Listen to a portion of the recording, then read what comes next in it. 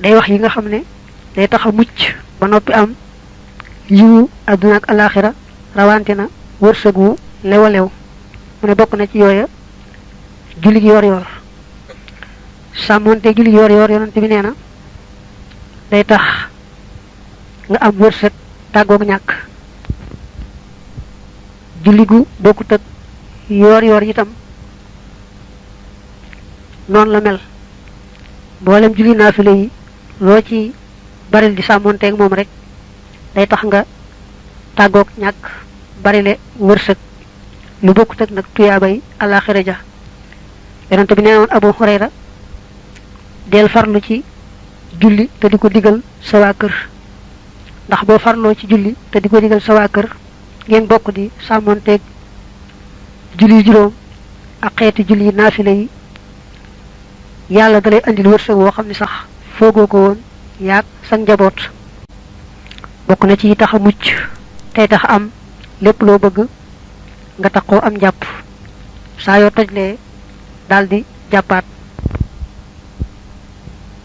ibnu Abdissalaam dafa bokkoon ci yahood yi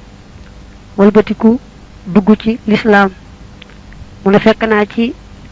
lenn ci téere yi yàlla wàcce woon ci asamaan ñene fekk na ci yenn téere yi ñu bind ci ne ku fexe ba saa yoo tojlee daal di jàppaat di moytoo dugg ci néegi jigéen ñi di moytoo wuti alal noo xam ne léwut ku boole yooyu yàlla wërsëgal ko ci àdduna wërsëg bu yaatoo yaatu woo xam ne kenn du ko mën a takk ak xam na mu toll bokk na ci taxal wërsëg bu yaatu te lew nga farlu ci saa yoo duggee sa kër rek nuyu ña nga fa fekk su fekkee fekkoo fa kenn nag nga nuyu sa bopp ak malaaka yi ànd yow wax assalaamu alayna wa ala ibadillahi salihin loolu dana tax a bari wërsëgu yaatu te lew bokk na ci tax yàlla bari sa wërsëg nga tuddee sa doom Muhammad wala Ahmad maanaam tuddee ko yonante bi dana tax yàlla may la wërsëgu yaatoo yaatu mu ne nee na kuy tëdd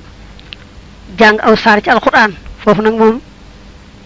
ràññeel wuñu fi wenn saar mel ne kon saar woo jàng rek mu baax booy tëdd daal jàng aw saar ci alquran